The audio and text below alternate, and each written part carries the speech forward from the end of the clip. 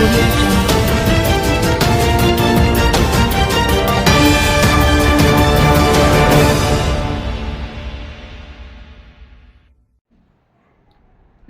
T20 news కి స్వాగతం. రామ్మోహన్ రెడ్డి ఇల్లు ముట్టడికి తీవ్ర ప్రయత్నం. అంగన్వాడీలు సోమవారం రోజు సి రామ్మోహన్ రెడ్డి ఇల్లు ముట్టడికి Telangana anganwadi teachers and helpers union జిల్లా అధ్యక్షురాలు నరసమ్మ మాట్లాడుతూ ఆధ్వర్యంలో అంగన్వాడీ టీచర్లు హెల్పర్లు ఎమ్మెల్యే ఇల్లు ముట్టడికి వెళుతుండగా సిఐ శ్రీనివాస్ ఎస్ఐ సంతోష్ పెద్ద ఎత్తున పోలీస్ బలగాలతో అడ్డగించారు. పోలీసులను ప్రతిఘటిస్తూ అంగన్వాడీలకు తీవ్ర ప్రతిఘటన జరిగింది. పోలీసులు అంగన్వాడీ టీచర్లపై దౌర్జన్యం చేశారు. అంగన్వాడీలను ఈడ్చుకు వెళ్లి అంగన్వాడీ యూనియన్ జిల్లా అధ్యక్షురాలు కె నరసమ్మ సందర్భంగా సిఐటియు జిల్లా ప్రధాన కార్యదర్శి పి రామకృష్ణ మాట్లాడుతూ అంగన్వాడీలకు తక్షణమే రిటైర్మెంట్ బెనిఫిట్ 2 లక్షలు, హెల్పర్లకు ₹1,00,000 సౌకర్యం కల్పించాలని, విఆర్ఎస్ సౌకర్యం కల్పించాలని ఆమె డిమాండ్ చేశారు.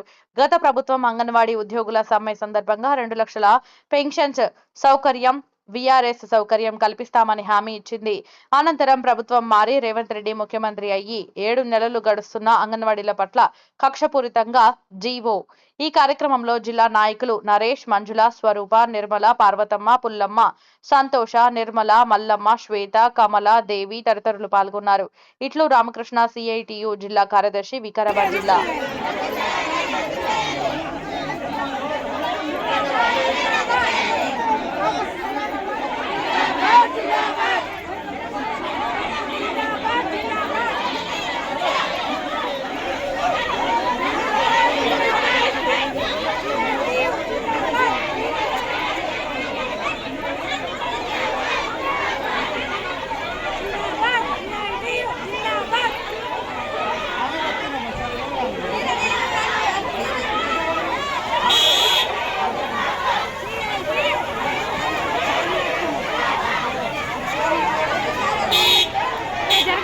జరుగుని కొంచెం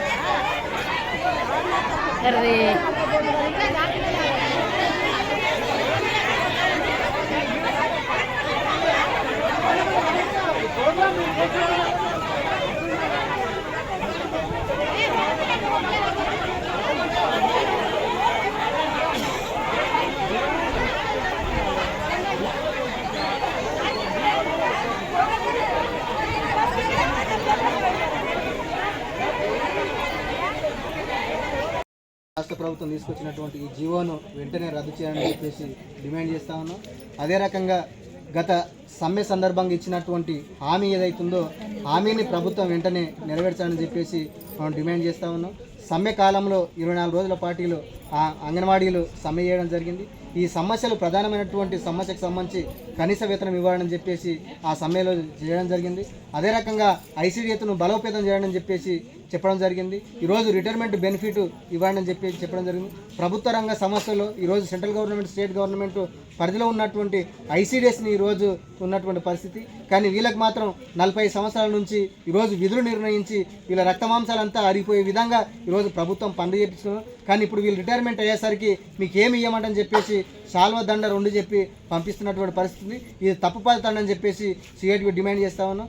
ఏదైతే ఉన్నదో దానికి సంబంధించి ఈరోజు సుప్రీంకోర్టు చెప్తా ఉన్నది. ఏం చెప్తా ఉన్నది? సమాన పనికి సమాన వేతనం ఇవ్వాలని చెప్పేసి చెప్తా ఉన్నది. కానీ సుప్రీంకోర్టు మాటగిటంగా ఈరోజు పెడచెవిన పెడుతున్నటువంటి పరిస్థితి ఈరోజు రాష్ట్ర ప్రభుత్వం ఉన్నది. కాబట్టి గతంలో ఈరోజు అంగన్వాడీల జోలికి వస్తే అనేక ప్రభుత్వాలు కూలిపోయినటువంటి పరిస్థితి ఉంది. మీరు ఖచ్చితంగా మీరు ఎక్కిగిట్ట కొంతకాలం అయ్యింది, 8 నెలలు అవుతుంది. కాబట్టి ఇంత తొందరగిట్టంగా ప్రజలు గిట్టంగా మీ మీదకి తిరగబడుతారంటే మీరు ఇచ్చినటువంటి హామీలు అమలు చేస్తలేరు. కాబట్టి అందుకు సంబంధించి అడుగుతూ ఉన్నారు. కాబట్టి ప్రభుత్వం చెప్పింది మేము ఒకవేళ సమస్యలు పరిష్కరించకపోతే రిటైర్మెంట్ అనేది ఏది ఇవ్వకుండా కూడా ఏదో చేద్దాం అనుకుంటే మేము 2 లక్షలు డిమాండ్ పెట్టాము.